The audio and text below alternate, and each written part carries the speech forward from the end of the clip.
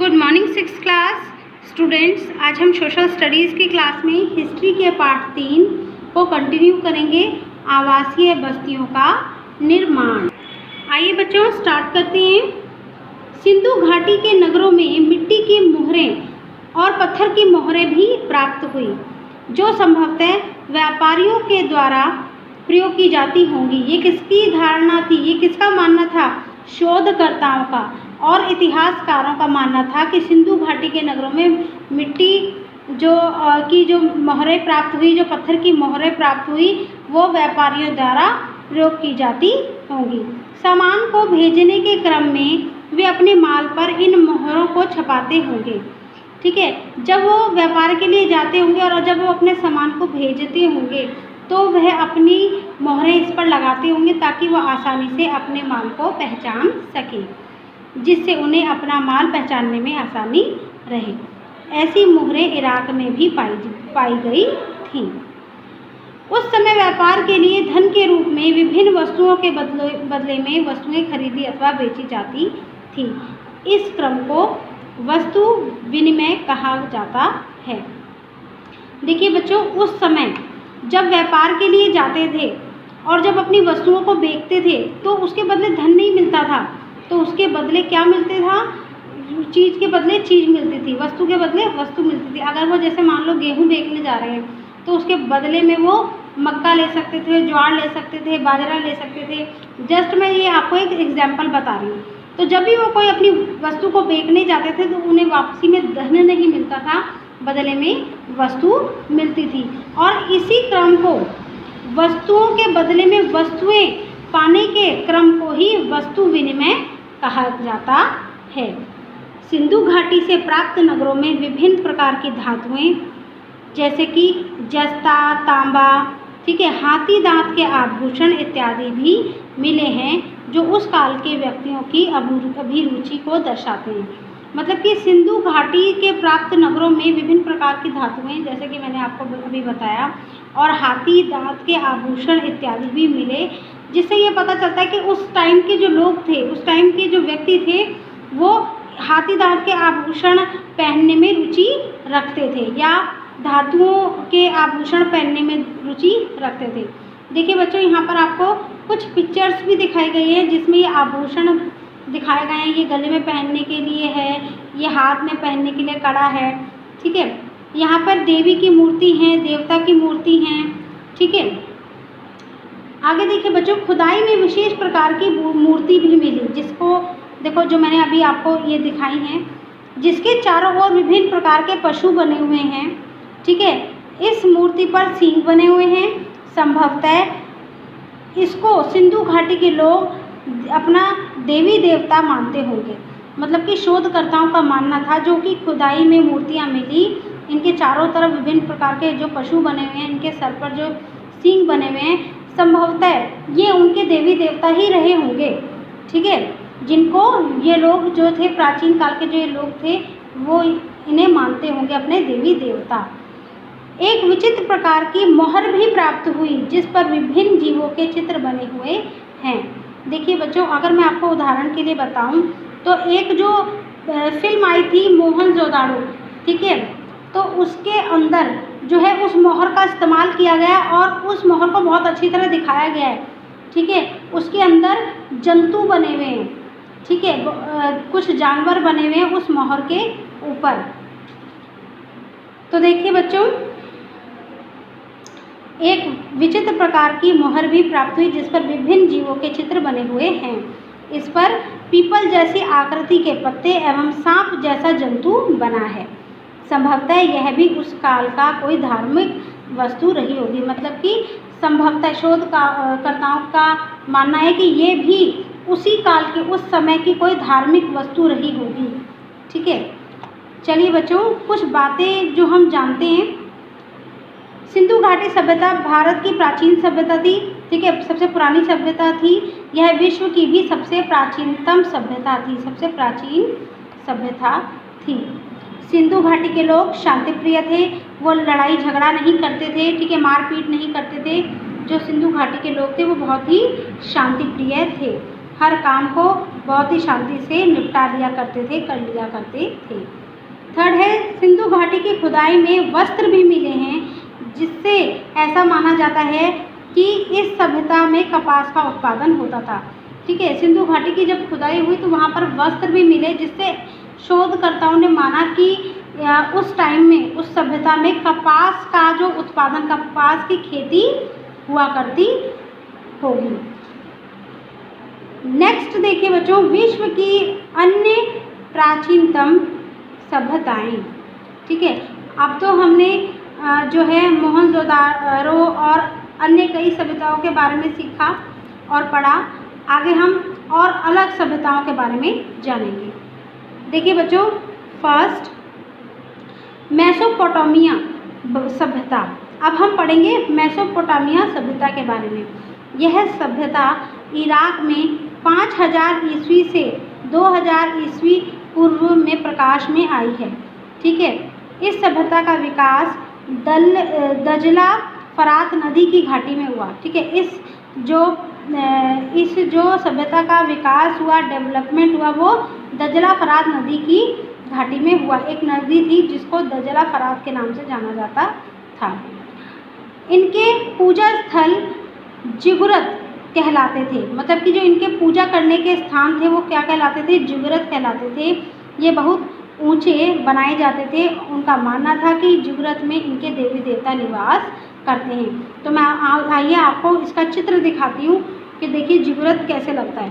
तो देखिए बच्चों, ये इसका चित्र है। ये इसकी जो दीवारें हैं बहुत ही ऊंची हैं और प्राचीनतम लोगों का, मतलब कि जो पुराने लोग थे उनका मानना था कि यहाँ पर उनके देवी देवता निवास करते हैं। नेक्स्ट देखिए बच्चों, सेकंड है मिस्र की सभ्यता। मिस्र के पिरामिडों में तत्कालीन राजा महाराजाओं के शवों को दैनिक उपयोग की सभी वस्तुएं एवं खजाने के साथ दफनाया जाता था। ठीक है, ये जो है ना मिस्र के पिरामिड हैं। ठीक है, यहाँ पर राजा महाराजाओं को तत्कालीन तभी के उसी टाइम के राजा महाराजाओं को के शवों को दैनिक उपयोग की वस्तुएं, मतलब कि जो वस्तुएं रोज़मर्रा के उपयोग में आती हैं, ठीक है, उनके साथ उनको दफनाया जाता था और उनके साथ उनको खजाना भी रखते थे। ठीक है, जब वो राजा महाराजा मर जाया करते थे तो वहाँ के लोग क्या करते थे? उनके साथ दैनिक उपयोग की चीज़ें और खजाना भी रखते थे। ठीक है, क्यों रखते थे अब हम ये जानेंगे। उनके शवों पर एक प्रकार का लेप लगाकर कपड़े की पट्टियों से शव को लपेट दिया जाता था। और वो क्या करते थे? शवों पर एक विशेष प्रकार का लेप लगाते थे और उस शव को पट्टियों से लपेट दिया करते थे। इन शवों को मम्मी के नाम से जाना जाता है। ठीक है, क्यों जाना जाता है देखिए बच्चों, और क्यों जो वहाँ के लोग राजा महाराजाओं जब मरते थे, वहाँ के राजा महाराजा उनके साथ उनकी दैनिक उपयोग की चीज़ें और खजाना क्यों दबाते थे, अब हम ये जानेंगे। मिस्र के लोगों का मानना था कि मृत्यु के बाद भी जीवन है, मरने के बाद भी जीवन है। ठीक है, अंत में सभी सुख सुविधाओं की वस्तुओं के साथ ही शव को दफनाते थे। मतलब कि चाहे वो मानते थे कि मृत्यु के बाद भी जीवन है, जब वो जिंदा हैं तो वो इन चीज़ों का इस्तेमाल भी कर सकें। उनको कोई चीज़ चाहिए हो तो वो खजाना बेच के वो चीज़ ला सकें, दैनिक उपयोग की चीज़ें उपयोग में ले सकें। ठीक है, इसलिए वो दैनिक उपयोग की चीज़ें और खजाने को उनके साथ दफनाते थे। यह क्षेत्र नील नदी की घाटी में है। यह जो क्षेत्र है वो कहाँ है? नील नदी की घाटी में है। तो आइए बच्चों, थर्ड हम समझते हैं कीट सभ्यता। यह है भूमध्य सागरीय क्षेत्र में विकसित हुई। भूमध्य सागरीय मीन्स भूमि के मध्य सागरीय क्षेत्र में डेवलप हुई। यहाँ बर्तनों पर बहुत सुंदर चित्रकारी की जाती थी। उस टाइम पे क्या होता था? यहाँ बर्तनों पर बहुत सुंदर जो है वो चित्रकारी की जाती थी। जैसे कि देखिए इस सुराही पर कितनी सुंदर चित्रकारी की गई है। यहाँ पर बहुत सारे स्टोन लगाए गए हैं। ठीक है, ये बर्तन महलों और विलास प्रेमियों के में बहुत प्रसिद्ध थे। ये जो बर्तन थे वो महलों और विलास प्रेमियों, मतलब कि सुख सुविधाओं की सामग्री जो लोग पसंद करते हैं, ठीक है, उनमें बहुत प्रसिद्ध थे। फोर्थ देखिए चीन की सभ्यता। अब हम जानेंगे चीन की सभ्यता के बारे में। तो देखिए बच्चों, चीन की सभ्यता का विकास, डेवलपमेंट क्षेत्र हावगहो नदी के किनारे हुआ था। ठीक है। चीन कागज़ का सर्वप्रथम उत्पादन एवं प्रयोग करता था। जो चीन था वो उसने सबसे पहले कागज़ का उत्पादन किया, मतलब कागज़ को बनाया और उसको प्रयोग किया, और सबसे पहले उसी ने, चीन ने ही कागज़ का प्रयोग भी किया। सर्वप्रथम सबसे पहले बांस पर लिखने का कार्य भी यहीं से आरंभ हुआ था। कहाँ से? चीन से। ठीक है। बाद में बांस द्वारा कागज़ का निर्माण होने लगा। तो बच्चों, आज जो हमने लेसन पढ़ा वो पढ़ा आवासीय बस्तियों का निर्माण, किस तरीके से रहने योग्य बस्तियों का निर्माण होता है वहाँ पर। ठीक है। सिंधु घाटी में किस तरीके से जो है पहले की प्राचीनतम चीज़ों जो है प्राचीनतम चीज़ें मिली वहाँ पर। ठीक है। शोधकर्ताओं ने कितनी खोज करी, कितनी चीज़ उनके बारे में जाना। तो आज हमने हिस्ट्री में लेसन 3 में ये सब पढ़ा। तो आइए बच्चों आगे देखते हैं। प्रश्न का सत्य कथन पर सही तथा असत्य कथन पर गलत का निशान लगाइए। फर्स्ट देखिए, सिंधु घाटी की सभ्यता ग्रामीण सभ्यता थी। नहीं, सिंधु घाटी की जो सभ्यता थी वो प्राचीनतम सभ्यता थी। ठीक है, यहाँ पे रॉन्ग आएगा। सेकंड देखिए, सिंधु घाटी उत्तर प्रदेश में है। नहीं, सिंधु घाटी उत्तर प्रदेश में नहीं है। सिंधु घाटी का एक बड़ा भाग पाकिस्तान में चला गया है, कुछ भाग गुजरात में और कुछ भाग पंजाब में है। तो यहाँ पर भी क्या आएगा? रॉन्ग आएगा। थर्ड देखिए, मोहनजोदड़ो के नगर में गंदी नालियाँ थी। तो यहाँ पे आएगा रॉन्ग। नहीं, उनके नगर में गंदी नालियाँ नहीं थी। उनके नगर में जो है, उनके घरों में उनके जो नगर था वहाँ पे जो घर बने हुए थे वहाँ पर सुख सुविधाएं की सभी चीज़ें थी। रसोई से या फिर स्नान घर से निकला हुआ गंदा पानी जो है नालियों में जाकर बड़े नाले में जा गिरता था। ठीक है। तो वहाँ पे गंदी नालियाँ नहीं थी। नालियाँ बनी जरूर थी मगर वो गंदे पानी को निकालने के लिए थी। गंदी नालियों का मतलब होता है कि वहाँ पर हमेशा गंद ही रहना। ठीक है।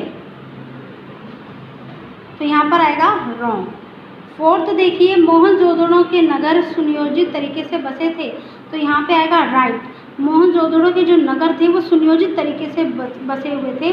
वो पहले से ही जब उनका निर्माण किया जाता था तो पहले से ही वेल प्लान्ड होते थे, मतलब कि पहले से तय किया जाता था कि इस तरीके से ऐसे ऐसे इस प्रकार बनाए जाएंगे।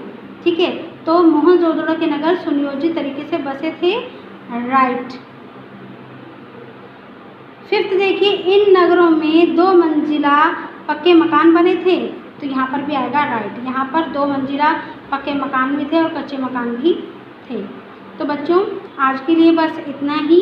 आज का आपका होमवर्क है कि जो भी मैंने आपको पाठ पढ़ाया है ये आज हमारा पाठ कंप्लीट हो गया है।